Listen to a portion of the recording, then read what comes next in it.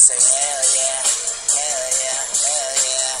Fucking right, alright. And we say hell yeah, hell yeah. All right. Hell yeah, fucking right. We have a special guest this week. Another person filling in. Saito seems to be too busy, so we have my friend here, Sammy Tats, a.k.a. Green Eggs and Sam. That's what they call me. Sticking with the eggs and bacon theme, Green Eggs and Sam. So we'll just call him Green Eggs, not to be confused with No Eggs, who is our other founder besides myself of this little chat here. We're an important week here, week 4. We're moving on to week 5, so 4 weeks in means that we're a quarter of the way through the season. So we're going to recap the standings, and then we're going to go through and Sam's going to give his take on who he thinks might move up or down in the standings in the next quarter before week 8, and then we're going to pick the matchups. So try to make it a little bit. We'll try to make it shorter than the last couple, that's for sure. So first, I'll go over the standings. Number 1, Jason Beer Money is still undefeated. So whoops, heads up. Sorry about that. Beer Money is still undefeated. So 4-0.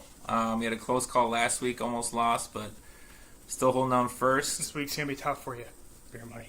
Sammy Tats this week, you better watch yourself. You are fooled. Second place, Casey, 3-1.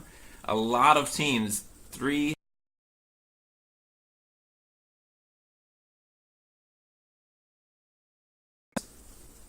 Green Eggs over here. No Eggs. Kimball and Polson, after going 0-2, is 2-2, so a little bounce back for him. And then 3 teams, including myself, at 1-3. Not out of the playoffs by any means. Obviously, that many teams 2-2 were not far out, but I need David Johnson back badly, and I need to get a win this week, and we'll get to that later with my matchup. But standings, Sam, who do you think's gonna fall or rise? Who do you think serious playoff contenders are? You know, I tell you what, wherever Bush is, he's kind of screwed, all right? Wherever John Bush is, he's going to keep dropping. What is his team name again? I forget.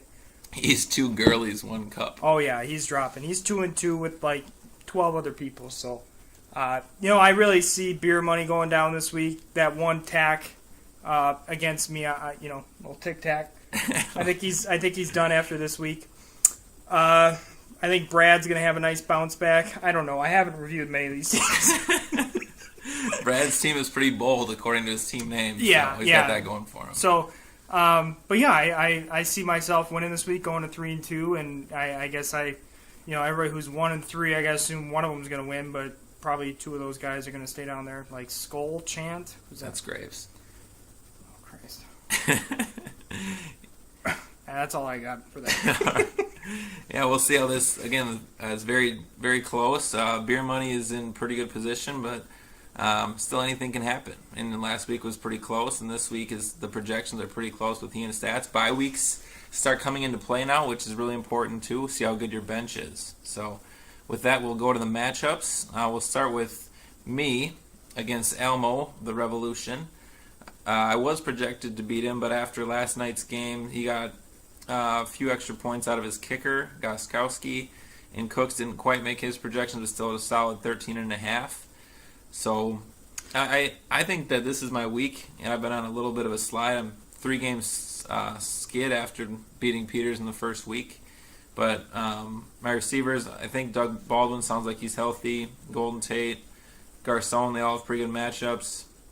And then I also think that I just picked up that Austin Safarian Jenkins playing for the Jets this year, tight end. What a sleeper. I think he's a sleeper this week against the Browns. Who do you got in this matchup, Sam?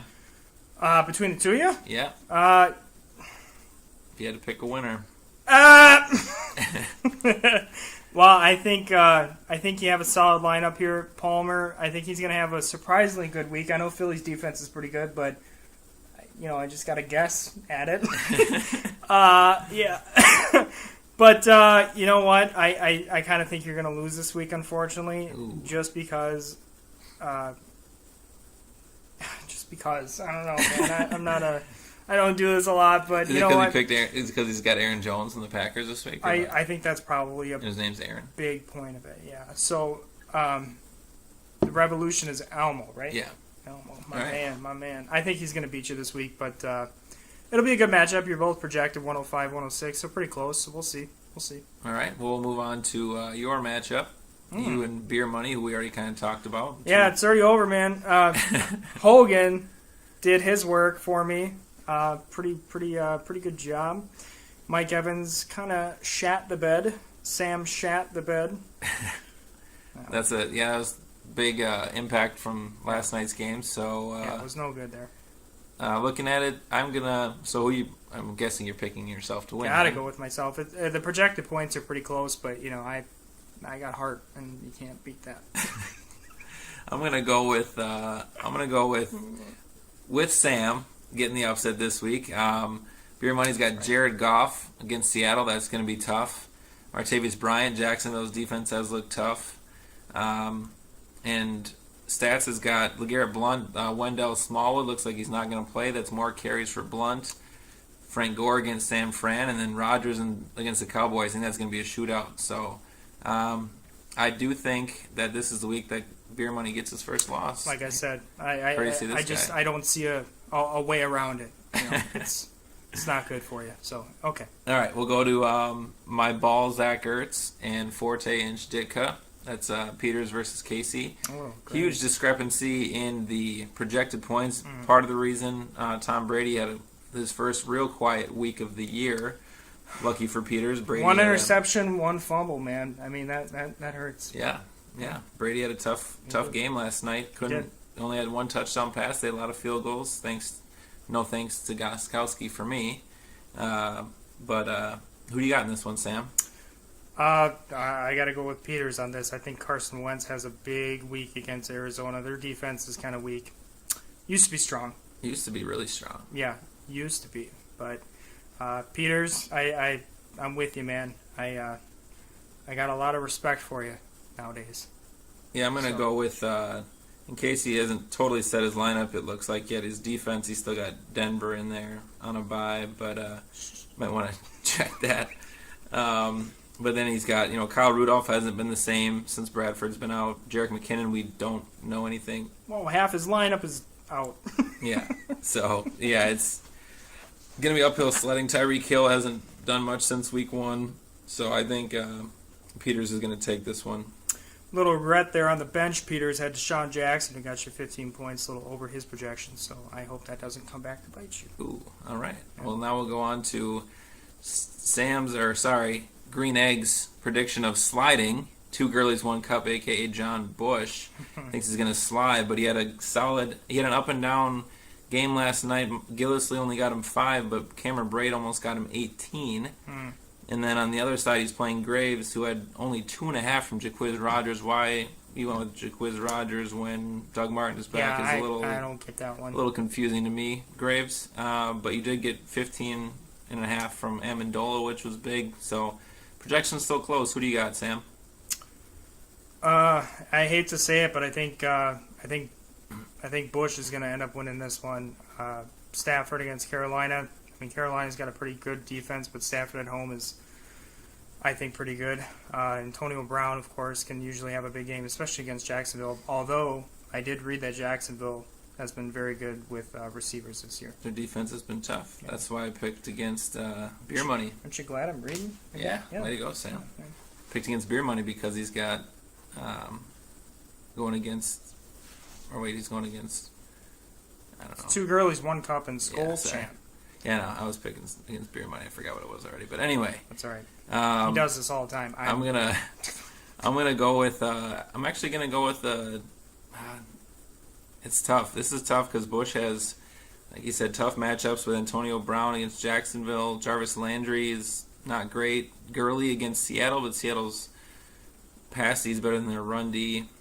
I'm going to go with Bush, and I'm actually going to go on a little bit of a limb and say Isaiah Crowell finally has a good week.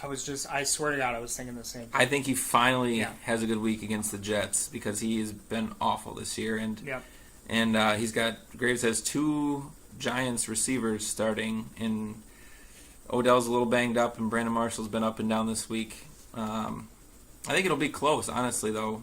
But I think Bush narrowly, just like he did the other week against me, John, narrowly escapes with a win. I'm gonna call it right now. Graves, you need to sub out Brandon Marshall for Dante. Is that his name? Moncrief. Yeah, you think so? I think that's a big thing you're gonna miss if you don't do it. All right, I'm calling it. your boy Green Eggs right here. All right. He's got that one for you. All right, next matchup. Bills Cowards? Yeah, Bills Coward and Springfield Adams. Polson versus No Eggs, our other founder here. What do you got, Sam? Wow.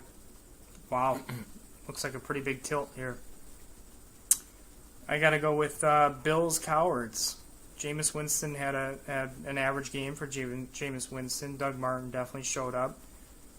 Who's he else? He's got Kelvin Benjamin, Zeke, Jordy, Thielen.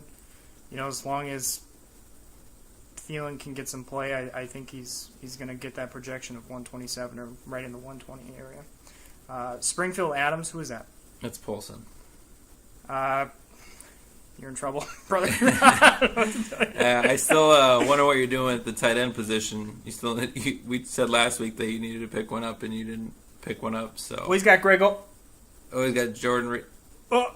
So you might want to figure that out, sir. In trouble.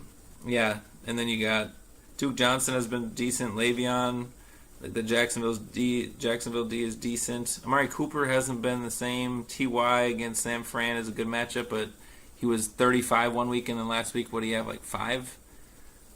I don't know. It's uphill sledding right now for Polson after your 2-game win streak. I might agree with stats here, and I have to go with Bills Cowards. He's got some pretty good matchups with Thielen against the Bears, Jordy and Ezekiel Elliott against each other. Everybody's saying the Packers and Cowboys is going to be a shootout, and it's hard to disagree.